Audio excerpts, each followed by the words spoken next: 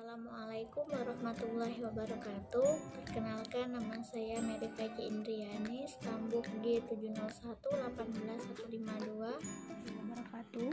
Perkenalkan, nama saya Indriani, stambuk G701-18193. Jadi di sini kami akan menjelaskan tentang sifat fisika kimia, farmasetik, farmakodinamik, dan farmakokinetik obat aspirin. Jadi saya akan menjelaskan apa itu obat aspirin. Jadi aspirin atau asam asetil salisilat adalah obat turunan dari salisilat yang sering digunakan sebagai analgesik, antipiretik, dan antiinflamasi. Aspirin juga memiliki efek antikoagulan dan dapat digunakan dalam dosis rendah dalam tempo lama untuk mencegah serangan jantung. Kemudian, aspirin dikenal sebagai salisilat dan obat anti radang non-steroid atau NSAID. Obat yang memiliki nama lain asam asetil salisilat ini atau asetosal bekerja dengan cara menghambat zat alami tertentu di dalam tubuh untuk mengurangi nyeri dan bengkak. Adapun sifat fisika kimia pada obat aspirin ini, obat aspirin memiliki rumus molekul C9H8O4, berat molekul 180,16, nomor pKa 3,5, nama kimia asam asetil salisilat, pemberian hablur putih, umumnya seperti jarum atau lempengan tersusun, atau hablur putih tidak berbau atau berbau lemah. Kemudian stabil di udara kering, di dalam udara lembab secara bertahap terhidrolisa menjadi asam salisilat dan asam asetat. Untuk larutannya, sukar larut dalam air, mudah larut dalam etanol, larut dalam klorofrom, dan dalam eter, agak sukar larut dalam eter mutlak. Untuk farmasetik, obat aspirin ini memiliki indikasi. Jadi indikasinya itu asam asetil salisilat yang lebih dikenal sebagai asetosal atau aspirin merupakan salah satu senyawa yang secara luas digunakan, yaitu digunakan sebagai obat analgetik, antipiretik, dan antiinflamasi yang sangat luas digunakan. Untuk kontraindikasinya, obat ini dapat mengganggu hemostatis pada tindakan operasi dan bila diberikan bersama heparin atau antikoagulan oral dapat meningkatkan risiko pendarahan. Kemudian kontraindikasi pemberian aspirin dibagi menjadi dua, yaitu absolut pada kondisi ulkus gastrointestinal yang aktif, hipersensitif, dan trombositopenia, sedangkan yang relatif yaitu adanya riwayat ulkus atau dispepsia, penyakit dengan pendarahan, dan pemberian warfarin. Adapun efek samping obat, jadi aspirin sebagai analgetik, antipiretik, dan antiinflamasi. Aspirin juga digunakan sebagai antiplatelet. Nah, untuk efek samping aspirin sebagai analgetik, antipiretik, dan antiinflamasi ini, dia memiliki efek samping gangguan cerna, iritasi saluran cerna, gangguan pendengaran, vertigo, reaksi hipersensitivitas, dan trombositopenia. Jadi untuk aspirin sebagai antiplatelet memiliki efek samping mual, muntah, nyeri pendarahan saluran cerna, pendarahan lain, trombositopeni, dan tinnitus. Selanjutnya yaitu interaksi obat. Jadi aspirin di sini sebagai analgetik, antipiretik, dan antiinflamasi memiliki interaksi obat, dapat meningkatkan efek samping bila diberikan sesama OAINS lain.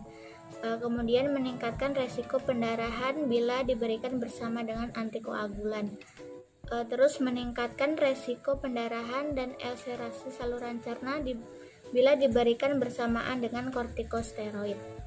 Setelah itu dapat meningkatkan efek phenytoin dan valproat. Kemudian dapat menurunkan efek tiazid atau diuretik. Setelah itu untuk aspirin sebagai antiplatelet, interaksi obat yang didapatkan yaitu aspirin dapat meningkatkan efek warfarin, heparin, digoxin, sulfonylurea. Aspirin dapat menghambat efek diuretik seperti furosemid dan spironolakton, menghambat efek obat antihipertensi.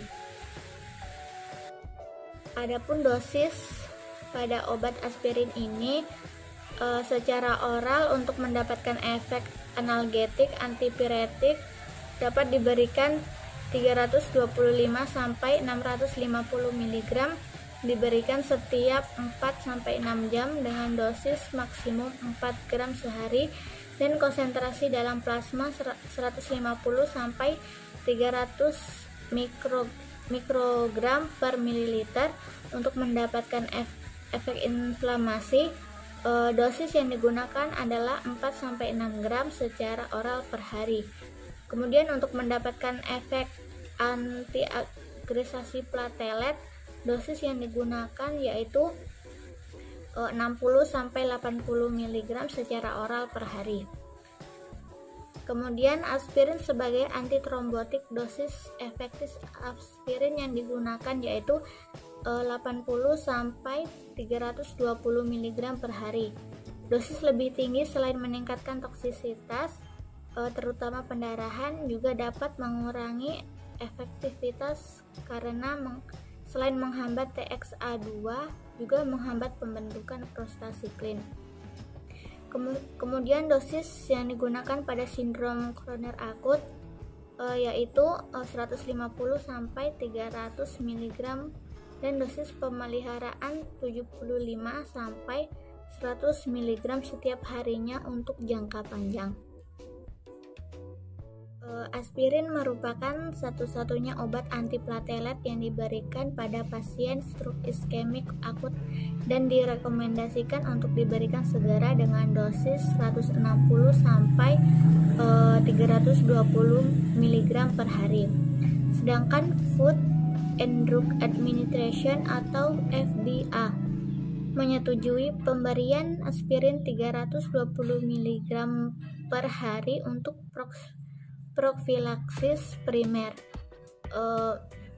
Dosis yang digunakan pada beberapa percobaan klinis bervariasi, mulai dari dosis kurang dari 50 mg sampai 1200 mg per hari. Adapun farmakodinamik obat aspirin, aspirin sebagai antiplatelet bekerja dengan cara mengurangi agregasi platelet sehingga dapat menghambat pembentukan trombus pada sirkulasi arteri. Aspirin memiliki efek antiagresi trombosit. Aspirin juga menghambat aktivitas enzim siklosigenase 1 dan 2 atau COX1 dan COX2 yang selanjutnya menghambat produksi tromboksan. Tromboksan merupakan zat yang merangsang agregasi trombosit. Kemudian aspirin menghambat sintesis tromboksan A2 atau TXA2 di dalam trombosit dan prostasiklin atau PGI2 di pembuluh darah dengan menghambat secara irreversibel enzim siklosigenase. Akan tetapi siklosigenase dapat dibentuk kembali oleh sel endotel. Penghambatan enzim siklosigenase terjadi karena aspirin mengasetilasi enzim tersebut. Aspirin dosis kecil hanya dapat menekan pembentukan TXA2, sebagai akibatnya terjadinya pengurangan agregasi trombosit. Selanjutnya ada farmakokinetik aspirin. Yang pertama ada polatme, yaitu absorpsi, distribusi, metabolisme, dan eliminasi. Absorpsi, aspirin diabsorpsi dengan cepat dan praktis lengkap, terutama di bagian pertama duodenum. Namun karena bersifat asam, sebagian zat diserap di lambung. Aspirin diserap dalam bentuk utuh, dihidrolisis menjadi asam salisilat terutama dalam hati. Secara umum, penyerapan pembebasan segera baik dan benar-benar diserap oleh saluran gastrointestinal. Setelah penyerapan, aspirin dihidrolisis menjadi asam salisilat dengan tingkat puncak plasma asam salisilat 1-2 jam dosis. Tingkat penyerapan dari saluran gastrointestinal tergantung pada bentuk sediaan, ada atau tidak adanya makanan, pH lambung, dan faktor fisiologi lainnya. Enterik produk aspirin yang dilapisi tak menentu diserap dari saluran pencernaan. Selanjutnya ada distribusi. Aspirin atau asam salisilat secara umum didistribusikan ke seluruh jaringan dan cairan dalam tubuh, termasuk sistem saraf pusat, ASI, dan jaringan janin. Konsentrasi tertinggi ditemukan dalam plasma, hati, korteks ginjal, jantung, dan paru-paru. Protein pengikat salisilat konsentrasi tergantung non-linear, di mana pada konsentrasi rendah kurang dari 100 mg per mili, sekitar 90% salisilat plasma terikat dengan albumin, sementara pada konsentrasi yang lebih tinggi, lebih dari 400 mg per mili, hanya sekitar 75% yang terikat. Tanda-tanda awal dari overdosis salisilat termasuk tinnitus atau telinga berdenging. Terjadi pada konsentrasi plasma mendekati 200 mg per mili. Efek toksik yang parah yang berhubungan dengan tingkat lebih dari 400 mg per mili. Selanjutnya itu ada metabolisme. Aspirin dengan cepat dihidrolisis dalam plasma menjadi asam salisilat sehingga kadar plasma dari aspirin pada dasarnya tidak terdeteksi 1-2 jam setelah pemberian dosis. Asam salisilat terutama terkonjugasi dalam hati untuk membentuk asam salisilurik, glukuronid fenolik, glukuronid asil, dan sejumlah metabolit minor. Asam salisilat memiliki paruh plasma sekitar 6 jam. Metabolisme salisilat ini adalah saturable dan jumlah clearance tubuh menurun pada konsentrasi serum yang lebih tinggi karena keterbatasan kemampuan hati untuk membentuk kedua asam fenolik, glukuronida dan salisilurik. Setelah dosis toksik yaitu 10-20 gram, plasma paru dapat ditingkatkan menjadi lebih dari 20 jam. Selanjutnya ada eliminasi. Penghapusan asam salisilat mengikuti ordenol pada farmakokinetika, yaitu di mana tingkat eliminasi obat adalah konstan dalam kaitannya dengan konsentrasi plasma.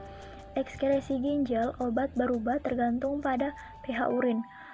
Sebagai pH urin naik di atas 6,5, maka pembersihan ginjal salisilat bebas meningkat dari kurang dari 5% sampai lebih dari 80%. Alkalinisasi urin adalah konsep kunci dalam pengobatan overdosis salisilat. Setelah dosis terapi, masing-masing sekitar 10% ditemukan diekskresi dalam urin sebagai asam salisilat, 70% asam sebagai salisilurik, 10% dan 5% sebagai fenolik dan asil glukuronida. Selanjutnya ada waktu paruh, ikatan protein, dan bioavailabilitas pada aspirin. Waktu paruh aspirin selama 15 menit dan dieliminasi di ginjal tergantung pada pH. Ikatan protein plasma 50-80%, makin tinggi dosis maka makin rendah ikatan protein plasma. Selanjutnya aspirin diabsorpsi sebanyak 100% dengan bioavailabilitasnya 68%. Selanjutnya ada jenis sediaan aspirin. Pada sediaan tablet 100 mg ada Apitor, Aspilet, Astika, Aspitrom, Cardioaspirin, dan Farmasal. Pada tablet sediaan 80 mg ada Ascardia, Miaspi 80, Trombo, Aspilets. Pada tablet 160 mg ada Ascardia dan tablet 500 mg ada aspirin Bayer. Selanjutnya rute pemberian. Aspirin dalam bentuk tablet dikonsumsi secara oral. Sekian.